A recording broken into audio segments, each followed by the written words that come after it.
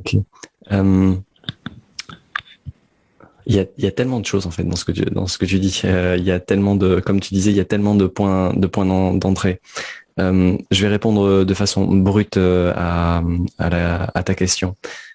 C'est au moment où, continuant dans la voie dans laquelle j'étais, euh, je me suis dit c'est plus possible. Et là j'ai un élément en fait, un événement particulier, c'est que le jour de l'anniversaire de mes 31 ans, un de mes mentors décède. Et ce jour-là, j'ai un coup de fil de l'un de ses amis qui me dit voilà, il est mort. Et là, à ce moment-là, grosso modo, il a 20 ans de plus que moi. Et je me dis mais est-ce que Vincent, tu vas continuer en fait à faire pendant 20 ans ce, ce même schéma? Est-ce que tu vas continuer là-dessus? Et, et ce jour-là, enfin ce moment-là, qui a duré un paquet de temps, parce qu'au début j'ai résisté, j'ai continué en fait les mêmes stratégies que je faisais juste avant. Et comme on le sait en fait, la folie c'est de refaire toujours la même chose en espérant qu'il y ait un résultat différent. Jusqu'à ce qu'à un moment donné en fait je me dise non non, là maintenant j'ai quelque chose à faire. Non, je me suis dit j'ai pas quelque chose à faire, j'ai quelqu'un à être. Et à partir du moment donné où j'ai changé, où je suis passé du faire à l'être, alors à ce moment-là, il y a quelque chose qui a commencé à se déverrouiller. J'étais plus en fait dans quelque chose qui devait se faire à l'extérieur. J'étais dans une rencontre de qui j'étais à l'intérieur. Et dans cette rencontre de qui j'étais à l'intérieur, il y avait évidemment tout un processus d'enlever les pelures d'oignon qui étaient là, les carapaces qui étaient là, et tout un tas de phénomènes qui étaient là, et qui, dans mes choix, l'ensemble de mes choix était dicté par ces carapaces et cette protection, c'est-à-dire c'est exactement ce que tu as dit juste avant, ne plus subir, se protéger, le monde est dangereux, etc., etc. Faire attention, tout ça en fait, tous mes choix étaient décidés par ça. Et c'est là où je me suis aperçu, il y a quelque chose qui va pas. Et j'ai pas envie de vivre imaginons en fait que j'ai que 5 ans à vivre, mais qu'est-ce qui se passe? Et j'avais pas envie de vivre comme ça. Et donc c'est là où il y a tout ce processus qui s'est mis en place. Je voudrais parler de ce processus parce qu'il Ouais. est extrêmement important puisque c'est une clé de voûte. Donc Mhm. c'est vraiment le moment clé. Et je pense que toi aussi qui regardes cette interview, si tu commences à regarder cette interview, c'est vraiment que tu commences dans ce démarrage de processus de changement justement de l'ombre et que tu veux la lumière. Mhm. Alors moi j'ai parlé d'une chose et j'aimerais que tu en parles justement toi de ton côté. Comment tu as fait? Moi personnellement, des petits coups de pouce qu'on peut donner à ce moment-là pour passer justement de l'ombre à la lumière et pour accepter aussi d'ailleurs cette situation et après trouver de l'extérieur. Moi personnellement, comme je l'ai dit, j'ai regardé des vidéos sur YouTube sur les écoles Montessori avec les enfants.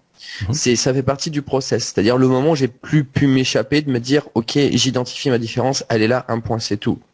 Qu'est-ce que tu pourrais dire aux personnes de toi ce que tu as fait qui t'a permis d'identifier l'hypersensibilité et je dirais le haut potentiel en toi justement qu'est-ce que c'est les éléments déclencheurs de OK, je suis comme ça, je peux plus m'échapper. Qu'est-ce qui t'a permis justement de prendre confiance aussi en toi par rapport à ces caractéristiques? Ouais. Alors sur la haute potentialité, il faut savoir que j'ai passé un fameux test, mais très tôt. C'est-à-dire plus 10 ans déjà, non, de 12, 13 ans en amont, hein, 13 ans avant 30 ans. Et au moment où j'ai les résultats, en fait, je peux pas l'entendre. Je souhaite le fermer. C'est trop compliqué. C'est trop. C'est pas envisageable. C'est pas envisageable qu'à ce point-là, je sois différent. Il y a déjà trop de différences là, cumulées. Je fais trop déjà de trucs qui sont pas comme les autres. Donc si j'ai ça en plus, ah non mais c'est pas la peine. Donc ça déjà je le mets, je le range dans un tiroir, ça va caler une armoire, tu vois. C'est ça qui se passe. J'ai Et l'impression d'être un esquimau globalement. C'était vraiment sur la planète, tu te dis mais c'est pas possible quoi. Je me sens j'ai déjà que je l'impression suis de, seul, mais en voilà, plus là c'est horrible quoi. Là c'est ça. t'as même pas d'échappatoire finalement. On te pousse encore plus L'impression, loin. ouais, c'est ça. C'est l'impression d'être vraiment un alien, un extraterrestre. Tu vois, euh, c'est euh, c'est la fameuse chanson de Sting hein, sur l'alien anglais à New York. Hein. C'est ça. Hein. Ne serait-ce que cette différence-là, on semble être pareil. J'ai un nez, une bouche, etc. Mais je suis pas pareil. Et ça, c'est compliqué. Et là, ça reprend en fait quelque chose qui est essentiel, dont on parlait tout à l'heure, c'est cette question peur de mort, mais peur de solitude aussi. Parce qu'en fait, le vrai truc qui arrache, c'est de se sentir terriblement seul. Et ça, en fait, c'est là, à ce moment-là, où moi, dans mon processus, j'ai commencé, parce que ma mère était assez intéressée sur la spiritualité, etc. Mais je voyais en fait que moi, ça me parlait pas comme ça, pas appliqué comme ça. Donc en fait, j'avais déjà tout un corpus de développement personnel, etc.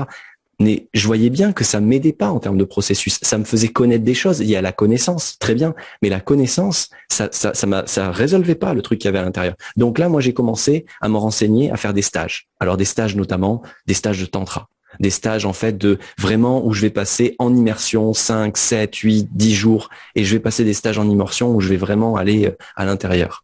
Deuxième élément que j'ai fait, c'est que à partir de là, je me suis dit bon, il faut que j'aille voir un psy, quoi. Et pourtant, là, dans la famille, aller voir un psy, il fallait être vraiment malade de la tête. Et là, pour moi, ça a été un des passages, en fait, les plus difficiles. C'est-à-dire, tout d'un coup, je renie tout l'environnement de là d'où je viens. Hyper dur.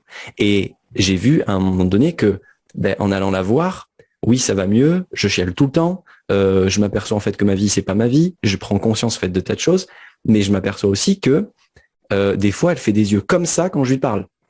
J'ai l'impression que encore une fois, je suis encore un alien dans un endroit où voilà. Donc j'en teste une autre. Je rigole parce que je ressens les mêmes choses quand tu me dis ça. Je dis oh mercredi. J'en teste une autre. J'en teste une troisième. J'en teste une quatrième. J'en teste une cinquième. J'en teste une sixième.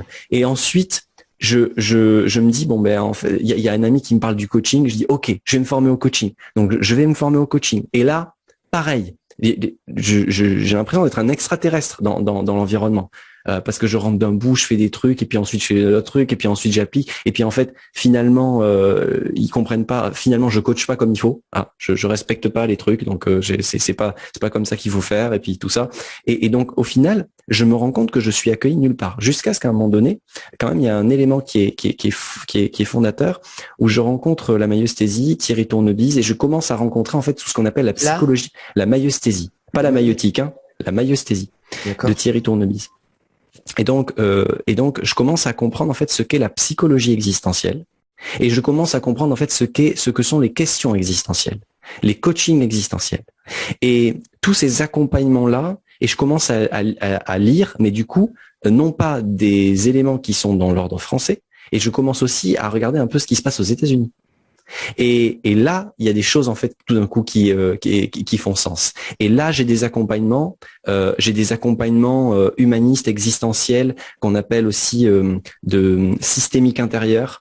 Et je commence à aller sur des phénomènes un petit peu plus, on pourrait dire, barrés, mais qui ne sont pas du tout, qui au contraire vont venir accueillir inconditionnellement toute la pertinence que je suis, et c'est là où en fait moi ça fait la différence, c'est que tout ce que moi je voyais comme des problèmes, finalement ce sont des pertinences. Et ça change considérablement en fait mon rapport à moi.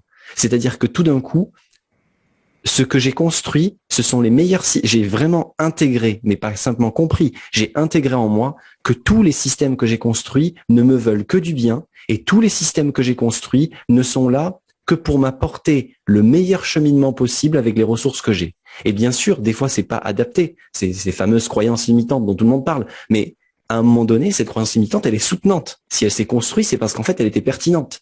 Maintenant, après, il y a des processus qui permettent de travailler. Je fais tout un travail aussi sur les mémoires cellulaires, sur les dynamiques quantiques, etc. Et c'est ça, en fait, qui va vraiment me faire sortir par le haut. Et tout ça, je le fais, et je le propose, et je me le propose, en fait, en moins de 2-3 ans, si tu veux. C'est-à-dire, je fais vraiment de l'intensif, mais ultra intensif. Ça m'a aidé. Ça, pour moi, c'est le processus qui m'a aidé. Je n'ai plus cru que la formation me permettrait de me guérir. C'est pas que j'étais malade, c'est juste qu'il y avait des éléments en moi qui demandaient à être réintégrés. Ce n'est pas la formation qui m'a permis ça, c'est vraiment en fait des échanges, des conversations de moi à moi avec des personnes qui sont en capacité, non pas de me juger ou de me dire en fait t'es bipolaire, t'es machin, t'es pervers narcissique, t'es truc, t'es bidule, ou t'es hypersensible, ou t'es au potentiel. J'en avais rien à foutre en fait de ça. Je m'en foutais de ces étiquettes. Moi, ce que je voulais, c'était comment je peux accueillir ma vie, et non pas en fait vivre amour, gloire et beauté, comme dit Franck Lobvé à un moment donné. Non pas vivre ça sur un billard, mais comment vivre ma vie de la façon la plus sereine. Et quand je dis sereine, c'est aussi accepter les émotions en fait qui sont désagréables, et que ça me chamboule pas à ce point-là. J'ai envie de dire que je vois une image au moment où tu viens de raconter tout cela. C'est, j'ai l'impression il y a le centre où justement ce qui nous relie de la similarité. Et j'ai l'impression que plus tu essayes d'aller dans le centre justement pour comprendre la similarité et d'être similaire, et plus en fait ça te repousse. Ça te repousse. C'est-à-dire que tu essayes de comprendre les choses similaires, les coachings pour tout le monde, tu essayes de comprendre, gérer ta similarité aussi avec toutes les personnes que tu as été voir, les thérapeutes ou les psychologues. Thérapeute ou psychologue, c'est une différence. Hein. Il y a les deux. J'ai fait les deux. J'ai fait les deux. Et évidemment, attention, quand je dis ça, je fais pas de généralité. Ce sont bien les personnes que j'ai vues qui ne m'ont pas correspondu. Il y a des thérapeutes, des psychologues, des psychiatres, des psychothérapeutes, etc., qui sont très, très, très bons pour en voir partout. Mais voilà, il n'y a pas de digression sur une profession ou une autre. Ah, bien sûr, bien sûr. Et l'idée, c'est que je ressens que tu essayes de comprendre ta similarité. Et en fait, t'es repoussé dans quelque chose qui est finalement différent et je dirais plutôt très particulier. Je dirais pas unique, mais tu vois, dans les côtés. Et c'est comme si tu venais en fait sur les bords construire toi les essentiels. Des essentiels qui vont beaucoup plus loin, qui sont beaucoup plus costauds. Et en fait, cette similarité d'ailleurs qui vient, je dirais globalement de ces essences même que tu as été chercher, en fait, c'est comme si, pour moi, ce que je ressens hein, dans tout ça, je te le dis comme je ressens, mais c'est comme si tu étais le gardien de tout ce qui était essentiel autour. Et qu'en fait, tout ce qui était au milieu, en fait, toi, tu es beaucoup plus pour aller sur les choses beaucoup plus profonde de la vie à comprendre toutes ces choses-là et en fait t'es allé garder je dirais prendre ta place, c'est comme si tu rebondissais sur la similarité, boum boum boum et tu arrivais en fait à ta place à la fin où tu étais le gardien des choses beaucoup plus essentielles de ce qu'on pouvait retrouver et c'est ce que je ressens effectivement par rapport à toi aujourd'hui et ce que j'ai envie de dire c'est assez marrant parce que je dis souvent c'est que d'abord on doit accepter sa similarité pour comprendre sa différence.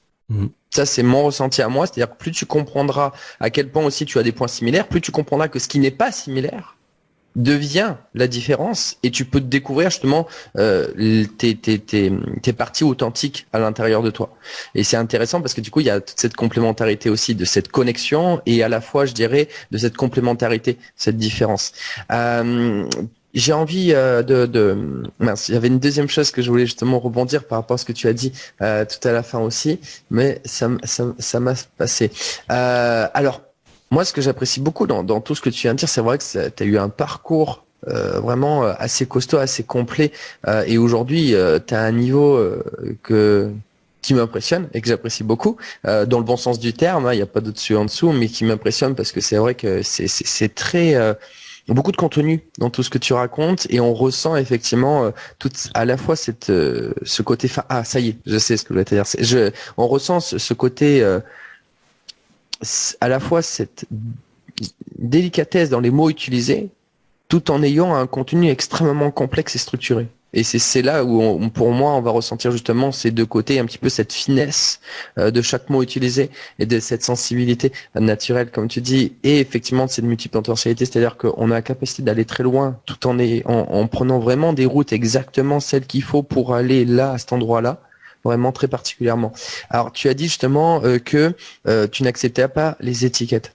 Alors ça, c'est justement un débat qui me touche énormément. Parce que c'est un débat qui, pour moi, est-ce qu'on doit mettre des étiquettes ou pas? C'est extrêmement à la fois contradictoire et pourtant, moi, je trouve que c'est pas la contradiction, c'est justement la complémentarité. Et je voudrais que tu nous dises ton point de vue par rapport à ça. Alors, j'explique la situation initiale. À mon sens, on ne veut pas mettre d'étiquettes parce que les étiquettes bloquent les personnes dans des secteurs, dans des choses alors qu'elles sont beaucoup plus que ça. Ok, premier constat, effectivement, qui est justement en général, à mon sens, en tout cas moi ce que j'ai senti aussi à l'époque, on ne veut pas être identifié puisque on veut être intégré, donc on veut pas la différence, donc on veut pas d'étiquette de différence. Et à la fois, pour moi, ces étiquettes sont en fait C. J'ai pas dit 7, C. Ces étiquettes ont en fait des bases où on peut identifier des grandes directions, mais qui sont en aucun cas quelque chose qui va, je dirais, subir, mais va être une base pour avoir plusieurs bases différentes avec plusieurs directions différentes qui nous permet, c'est comme dans une discussion, il faut aussi s'imposer à un moment donné de dire, moi, c'est de cette façon-là aussi, je dirais que je ressens les choses, c'est-à-dire pas dire tout le temps oui, mais.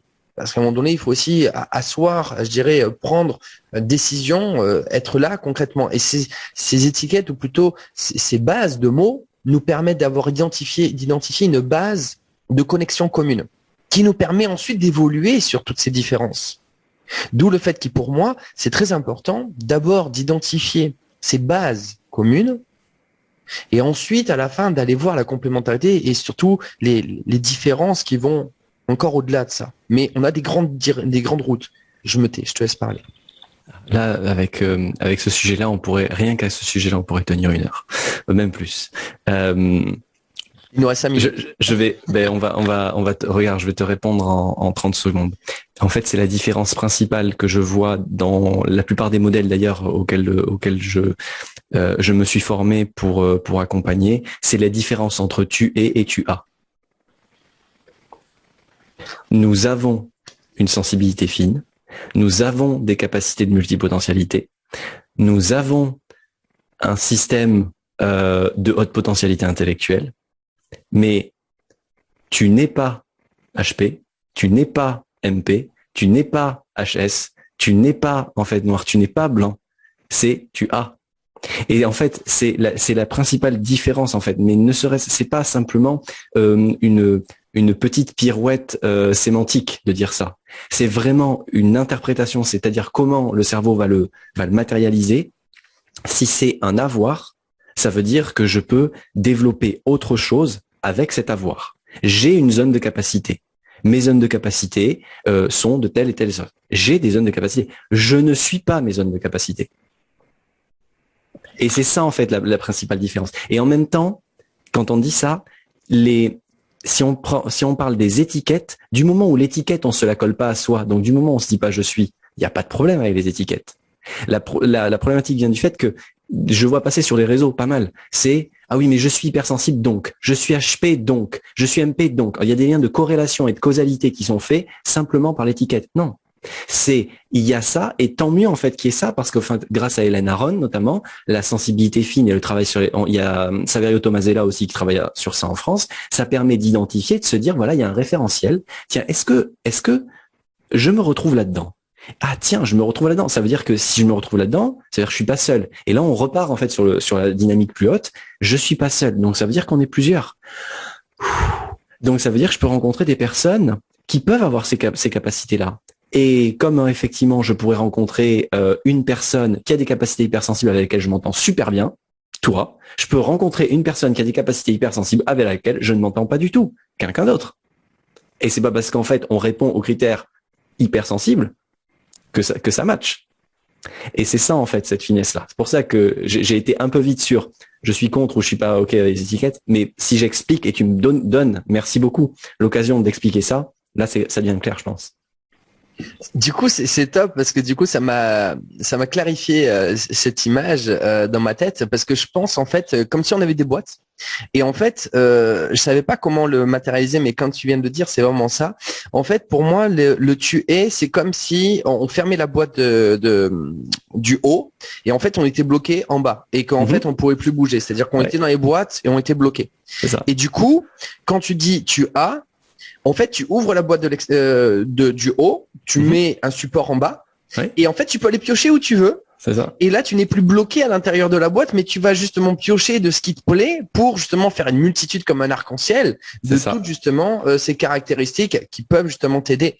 Et c'est comme tu le dis, au lieu de dire je suis bloqué, mais plutôt de dire je suis connecté. Et justement avec d'autres personnes, et on peut aller de l'avant. Et moi, je l'ai toujours justement pensé dans cet état d'esprit. C'est magnifique du coup que tu exprimes de cette façon, parce que pour moi, c'est une base de connexion. Je dirais c'est justement des bases de connexion qu'on a avec d'autres personnes qui nous permet de nous élever ensemble.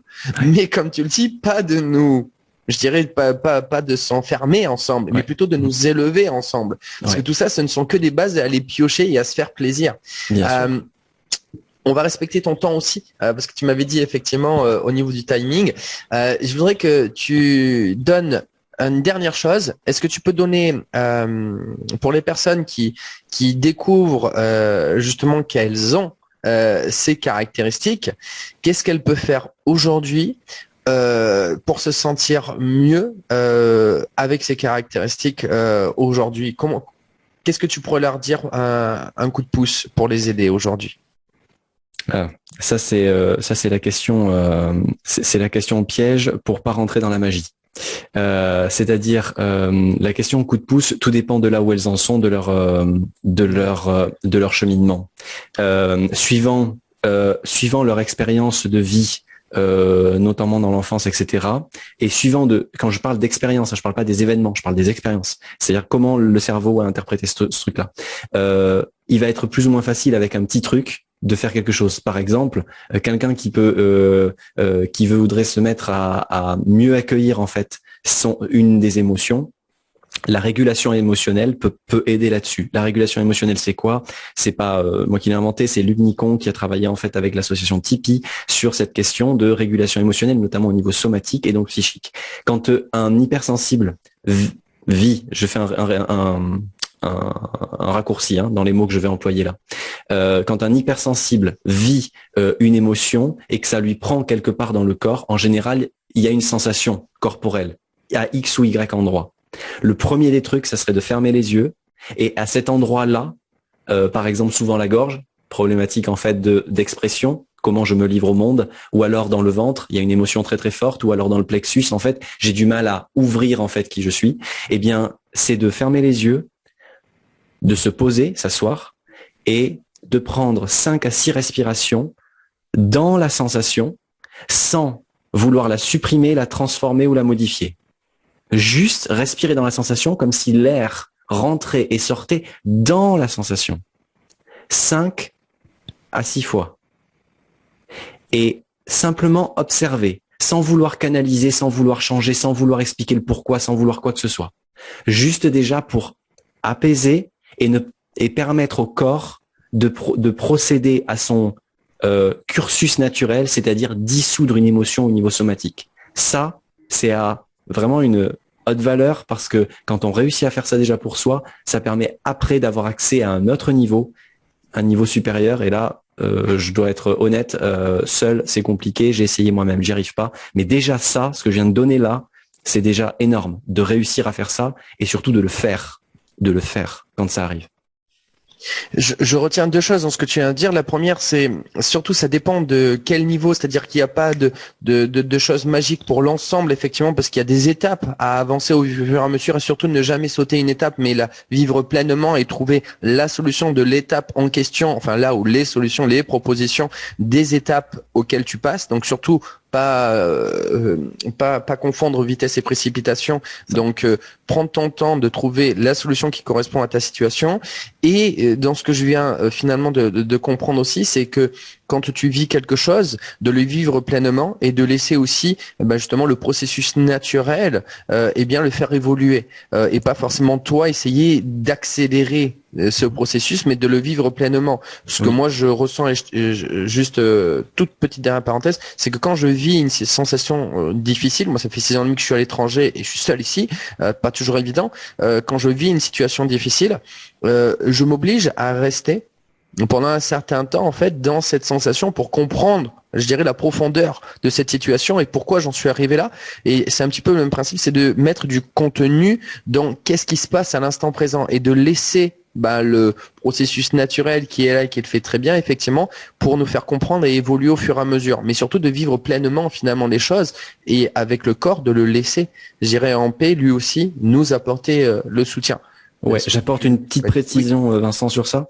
Dans le processus que j'ai proposé là, on n'est pas du tout dans un processus de compréhension. On est simplement dans un processus d'accueil inconditionnel qui est une première étape pour une personne qui a des capacités hypersensibles à s'accueillir avec amour, inconditionnellement, dans la sensation corporelle qu'elle a. Et bien souvent, dans ce que je vois, il y a aussi une dissociation avec le corps, c'est-à-dire en fait la tête d'un côté, le corps de l'autre. Et là, de revenir à cette question de j'accueille la sensation corporelle, je n'essaie pas de m'en couper, je n'essaie pas d'aller dans le placard en fait pour manger une barre de chocolat, je n'essaie pas d'aller faire du sport parce que c'est compliqué, je ne me mets pas devant Netflix, je n'essaie pas de faire de méditation, je ne veux pas ouvrir un autre truc, je ne vais pas me mettre à lire quelque chose, mais je m'assois, je ferme les yeux et je respire dans la sensation sans la modifier, sans la comprendre ni la transformer. Ça, en fait, ça paraît tellement simple, mais c'est tellement puissant. Ouais, moi j'étais un petit peu vite parce que moi c'est quelques jours, quelques semaines que justement je restais et que c'est à la fin entre guillemets le processus. Mais d'abord c'est l'accueil, l'identification et ensuite je dirais moi mon objectif c'était justement de comprendre et d'aller plus loin. Mais la première étape dans tous les cas c'est identifier et d'accueillir pour cela par rapport à ce que tu dis. Je comprends totalement et c'est top ce que tu dis. Je te remercie beaucoup du coup pour tout cela. En tout cas c'était vraiment très très intéressant tout ce que tu nous as partagé et puis ce que j'apprécie beaucoup dans cette interview c'est que on parle de choses qu'on parle pas tous les jours. Et justement que je pense qu'on devrait parler plus souvent. C'est pour ça justement que je fais aussi ces interviews. Parce que je pense qu'on a besoin, nous autant que nous, parce que ça nous fait du bien aussi de nous rappeler qui on est. Parce que c'est vrai qu'on en parle. Voilà, on n'a pas l'occasion d'en parler tous les jours, donc c'est vraiment des sujets qui nous touchent, qui nous tiennent à cœur, mais qu'on peut pas partager tout le temps. Et du coup, également, toi qui regardes cette interview, de te montrer, regarde, il y a plein de choses qui se passent, et toi aussi, tu peux prendre ta place en faisant des belles choses. Vincent fait des choses magnifiques aujourd'hui, et je peux te dire qu'il a un super niveau par rapport à tout ce qu'il a. Je dirais, il a pris le temps d'aller dans le fond des choses. Il s'est découvert, et justement, quand je dis à un haut niveau, comme tu as dit, ton processus a été, t'as pris le temps d'aller loin à faire les choses et à pas t'arrêter. Et ça, c'est top et c'est ce que j'admire beaucoup par rapport justement à ton parcours et ce que je peux ressentir avec toi depuis qu'on se connaît. Donc c'est top. Par rapport à tout ce que tu as dit, Vincent, je te proposerai également de m'aider à mettre les liens des informations que tu m'as dit en dessous pour que justement on puisse aller plus loin au fur et à mesure et prendre le temps. Eh bien, je te remercie, Vincent. Je pense qu'on a dit déjà pas mal et puis après ça va démarrer pour toi. Est-ce que tu as un dernier mot à dire de ton côté ou voilà, je te laisse dire ce que tu veux. Déjà, je suis ravi de ta proposition, Vincent. Là pour moi, tu es en train de faire en sorte de créer un processus où on se rencontre plus qu'on ne se raconte. Et là, ce que tu permets et ce que tu vas permettre à tous ceux et toutes celles qui vont nous regarder à partir de maintenant, c'est effectivement de déployer cette rencontre qu'ils peuvent faire en fait avec eux-mêmes à travers des connexions. Et ce qu'ils vont voir de nous, c'est pas nous.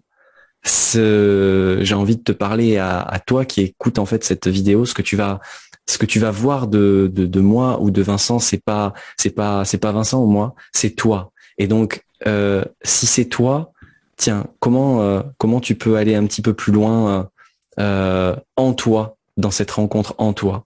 Et merci Vincent en fait pour cette initiative. C'est une initiative de cœur et qui me touche particulièrement. Et si je peux contribuer d'une façon ou d'une autre, eh ben c'est avec plaisir. Donc merci à toi pour ce que tu fais pour le monde. Gratitude.